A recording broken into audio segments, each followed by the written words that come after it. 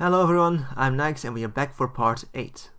The next day, all genin are assembled in the classroom, waiting for their respective Jonin senseis to show up. Ninjas are supposed to be punctual, so most of them all show up at the same time. Team 10, with me! Oh, great, he's a smoker, was Naruto's first thought upon seeing him. Just before leaving, Naruto takes one last look at the classroom and notices something. Excuse me, Asuma-sensei, but where is Team 7's Jonin teacher? Team 7 looked very awkward, sitting all by themselves, alone, while everybody else was leaving. Or, at least, Sasuke looked impatient, Shikamaru looked asleep, and Hinata was looking about herself in worry with her Byakugan active, as if the Jonin sensei had to already be in the classroom and she was simply failing to spot him. Huh. Well, we're all supposed to be here. Which Jonin is assigned to them? Kakashi Hatake. Poor sods, Asama mutters with an amused smile. Don't worry, he'll show up eventually. And Asuma takes them to another separate classroom and sits down on the teacher's desk and stretches lazily. Alright, introductions first I guess. My name is Asuma Sarutobi, a Jonin of Konoha, and yes, I am related to the third Hokage, he's my dad. And if any of you act like that's a big deal, it'll be D-rank missions until you're 30. I served for 5 years with the 12 Ninja Guardians protecting the Fire Daimyo. I like board games, good food, and just the simple joys of life. My great ambition is... I don't feel like telling you that. Any questions? Naruto raises her hand. You're not in the academy anymore, girl. Just speak up. If the third Hokage is your dad, Asuma gives her a warning look. Does that mean you're Konohamaru's dad? Asuma looks surprised by the question. No, I am his uncle. His parents died on a mission 6 years ago. How in the world do you know my nephew? I hung out with him 2 days ago. And already on a first name basis, I see. Well, I answered your question. Anything else? No? You can start, Blondie. Well, my name is Naruto Uzumaki. I like ramen, particularly the kind served at Ishiraku's noodle shop. I like people who are nice and don't like people that are mean. I love my 2 best friends, Ino and Sakura. I also like sparring with Sasuke Uchiha. Doesn't he always beat you though? Kiba interrupts her. Not always, she says tersely. And I always learn and improve more from sparring with him than with anyone else, and I guess I also just kind of like him actually. That earns a big eye roll from Kiba. I guess I also like training and I like the idea of ninjutsu. Most new genin like the idea of ninjutsu, Asuma says. They see themselves throwing giant balls of elemental death at their enemies within a few weeks. I'm sad to say it's not that easy for most. I still want to try my hardest at it. Then I'll see what I can do for you. Anything else? Dreams for the future? Not really. Really? There is nothing you want, nothing you're striving towards or goal or anything. Well, I guess my great dream is that Sakura, Ino and I are still friends far into the future. Perhaps with even more friends added to it. Does that count? Asuma smirks at her. Striving to protect what you already have definitely counts as a goal. Next, the boy with the dog on his head. My name is Kiba Inuzuka, and his name is Akamaru. Rough! And he is not just a dog, he is a ninja hound and probably smarter than me. It's kind of endearing how he can say that like that's something to be proud of, Naruto thinks. And I like playing with him, Kiba continues. I also like hand-to-hand sparring, and my dream is to be the strongest ninja ever and become Hokage someday. Asuma chuckles. How original. Dislikes? Kiba had to think about that one. I guess I don't like being forced to read and sitting still for long. Alright, Pinky, you're up. My name is Sakura Haruno, and I also like my best friends. And also Sasuke, of course. Kiba made some exaggerated gagging noises until both Naruto and Sakura shoot him a glare. I hate feeling inferior to others. Naruto winces a little. And my dream is to become such a great kunoichi that Sasuke will have no choice but to notice me. Oh, you kids are just precious, Asuma says.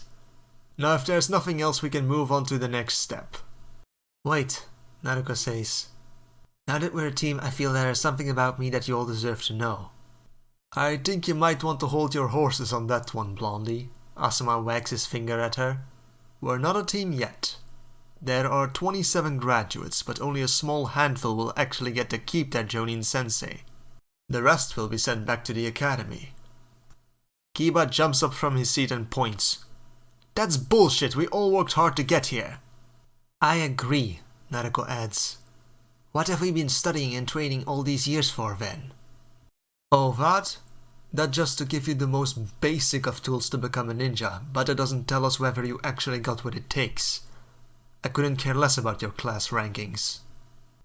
Naruto clicks her tongue in irritation. Fine. What's required to actually become a ninja then? You'll just have to convince me is all. Asuma stands up from his desk. Meet me at Training Ground 6 tomorrow at 6 AM. In the time between that and now, Naruto and Sakura visit Ino together and prepare for the next day, making sure they have enough kunai, shuriken and even a buttload of paper bombs. They may not be able to unleash elemental death as Asuma sensei called it, but if you tie one of those to a kunai, that's almost as good as a fireball. Better technically since it doesn't cost you any chakra. This is another thing where you could excel at, Sakura. You could specialize in Funjitsu. You have very neat handwriting. Uh-huh. And Funjitsu is mostly a yin release technique, which means that if you're good at Genjutsu, you might also be good at this. I know that, Naruto. And you can set it up beforehand, meaning you don't need to waste any chakra during a fight. Naruto knew that Sakura's small chakra reserve was something she felt insecure about. They weren't even that small compared to the average genin, but when the person you compared yourself to was Naruto Uzumaki, just about anyone could feel insecure about their chakra reserves.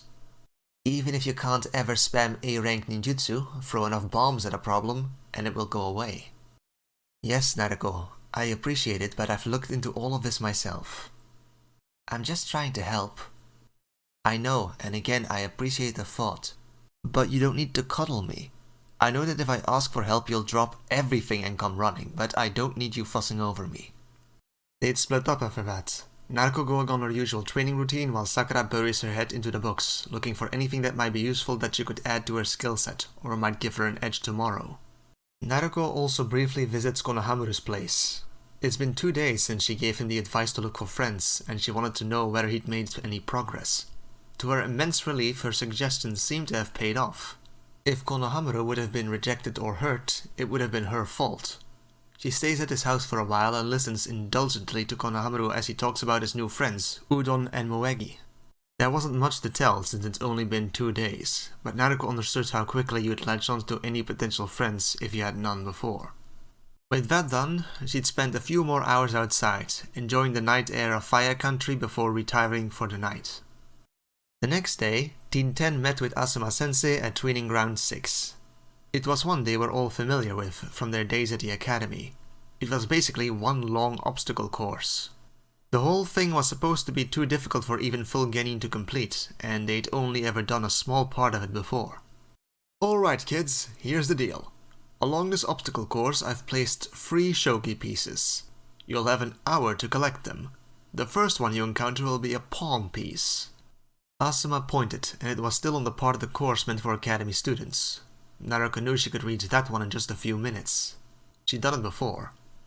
Kiba was in good physical condition, so he too shouldn't have a problem getting there. Even Sakura should be able to reach it. The second will be a knight. Again Asuma pointed, and this time the piece was placed on the part of the course meant for experienced genin. Not something any of them were supposed to be able to pull off just yet. Especially within such a time limit, though Naruto thought she could probably do it. Kiba might also have a chance. Sakura, Naruto hated to admit it, didn't. And lastly, all the way at the end, Asuma pointed towards the end of the course, a part where they'd never been before and was supposed to be meant for aspiring chunin. Over there you will find the king piece. The rules are simple. If you can manage to own one of the 3 pieces, you're on the team. If you don't, you go back to the academy.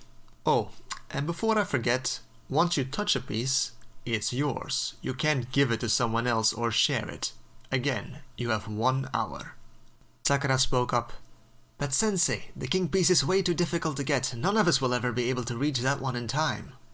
Asuma gives Sakura an evil smile. That sounds like it's not my problem. 1 hour, starting now. He clicks a timer and all the wannabe genin start running, Naruto immediately gaining a lead on her two teammates. The first part of the course was nothing special. Nets, ropes and walls that need to be climbed, dirt that needs to be crawled in, and small rocky platforms that need to be jumped over. Naruto doesn't try to pace herself like she'd normally do for a run of this length, instead moving like she's doing a 100-meter dash. Very soon she reaches the pawn piece. She nearly grabs it without thinking, but stops herself at the last moment. Looking back, she sees Kiba hot on her heels, but Sakura was already lagging far behind. The pawn piece in front of her was probably Sakura's only hope of passing the test, and as she is debating what to do, Kiba shows up and moves towards the pawn piece. He tried to match her top speed and already seems to be exhausted. Naruto moves between him and his goal. "Hands off, that one is for Sakura." You think I'm dumb? You're faster than me, so if I leave this one, you'll grab the night piece and I'll have to go back to the academy. I won't grab the night piece, I'll go for the king piece. Even you can pull that off, and I know you'd rather have Sakura on your team than me. I won't grab the night piece, she says again. I swear it. Kiba looks at her suspiciously before sniffing the air, as if he'd be able to smell whether she was lying. For all Naruto knew, he could. Alright, but you better not be screwing with me. And together Kiba and Naruto leave the pawn piece untouched, Naruto again immediately taking the lead. Soon they were reaching parts of the course none of them had ever attempted before. The nets they had to crawl under were lower, some of the sections were underwater and they had to swim against the current. Whenever they had to jump over a wall, they were likely burning coals on the other side, and at all times they had to be aware of tripwires. Naruto gave the night piece a brief look before ignoring it and moving on towards the king piece. She had no idea how much time she had left. From then on, any semblance of sanity this course had went away. Soon, Naruto was jumping through spinning blades and jumping from moving platforms with sharpened wooden spikes at the bottom. Some of the sections seemed virtually impossible without being able to literally walk on walls. Yet, she had to keep trying. Her lungs had already been burning by the time she passed the night piece, and she was now doing some of the most difficult and dangerous acrobatics of her life while her muscles were already burning up. Part of the difficulty were arrows being fired at her through arrow slits, hidden throughout the course. She sincerely doubted that even Sasuke would be able to do as well as she was. 30 more seconds! Naruto hears their sadistic teacher shout from somewhere, just as she could spot the king piece. Right on top of a large 60-foot high platform with a vertical wall with no handholds. Naruto takes some distance and summons the last of her energy to sprint at the platform. She was able to take a couple large steps up the wall before she ran out of forward momentum to compensate for the pressure her steps on the wall were using.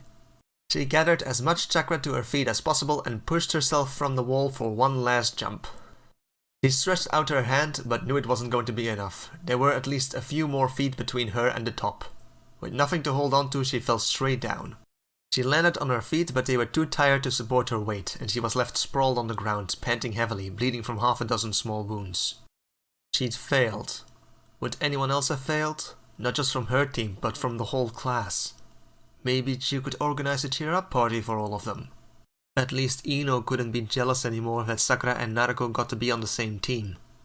Through her slowly darkening vision, she saw Asuma standing over her, cigarette in his mouth, the timer held in one hand, smirking like he hadn't just done his damnedest to ruin her life. The last thing Naruto saw before she blacked out due to exhaustion was Asuma dropping the king piece into her open palm, just before the timer started ringing. And that's where we're going to leave things for now. Please tune in next time for when Team 7 takes their true genin test. Nikes out.